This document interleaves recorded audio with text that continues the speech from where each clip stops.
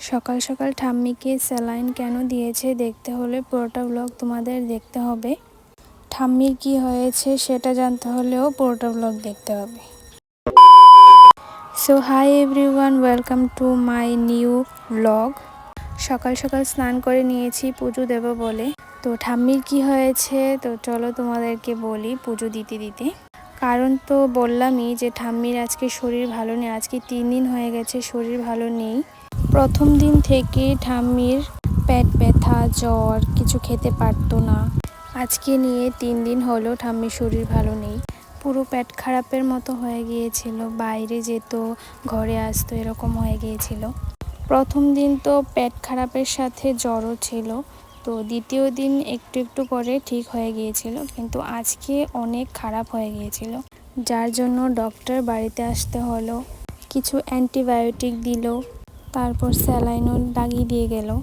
সকালে ঘুম থেকে উঠে এরকম একটা সিচুয়েশন দেখলে কার মাথা ঠিক থাকে বলো, আর কারই মনটা ভালো থাকে বলো। অন্য দিন পুজো দিলে মনটা একদম ফ্রেশ হয়ে যেত, মনটা ভালো হতো, তারপর সারাটা দিনও খুব খুশি খুশি যেত। কিন্তু আজকে জানো তো পুজো দিয়েও মনটা কেন যেন ভালো লাগছে না, মনে শান্তি পাচ্ছি না। সবাই বলে যার ঠাম্মি দাদু থাকে তার ভাগ্য ভালো। আজকে আমার ভাগ্য ভালো বলে ঠাকুর হয়তো আমার সাথে একটু খেলতে ইচ্ছে হলো, এই জন্য সকাল সকাল এরকম একটা সিচুয়েশনের মধ্যে ফেলে দিল। অনেকেরই দেখবে ঠাম্মি থাকলে দাদু থাকে না, দাদু থাকলে ঠাম্মি থাকে না। কিন্তু দেখো আমার কপালটা কত ভালো, আমার ঠাম্মি দাদু দুজনেই আছে, আর আমি তাদের অনেক ভালোবাসি। আমার ঠাম্মি দাদু আমার জন্য অনেক করেছে, সেটা কখনো আমি ভুলবো না। আজকে মা বাবাও যদি ঠাম্মি দাদুর উপকার যদি ভুলে যায়, কিন্তু আমি কখনো ভুলবো না, কারণ আমি তো নিজের চোখে দেখেছি বা দেখছি। তো যাই হোক, আমি আর এসব নিয়ে কিছু বলতে চাইছি না।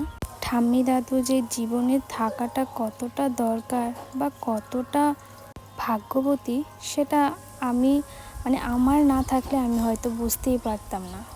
আমার ঠাম্মি দাদু আমাকে অনেক ভালোবাসে, যেমনটা আমি ওনাদের ভালোবাসি, ওরা আমাকে খুব ভালোবাসে। তো যাই হোক, ঠাম্মি দাদুকে নিয়ে আর কিছু বলতে চাইছি না, কিছু বলতে গেলেই আমার চোখে জল চলে আসছে। সবাই প্রে করো আমার ঠাম্মির শরীর যেন ভালো হয়ে যায়। আর হ্যাঁ, তোমরা কারা কারা ঠাম্মি দাদুকে ভালোবাসো অবশ্যই কমেন্টে জানিও। আজকে দাদু অনেক ফুল এনেছে জানো তো, আমি সাজাতে গিয়ে একদম বসে গেছি, আর পারছি না, জায়গায় যেন হচ্ছে না।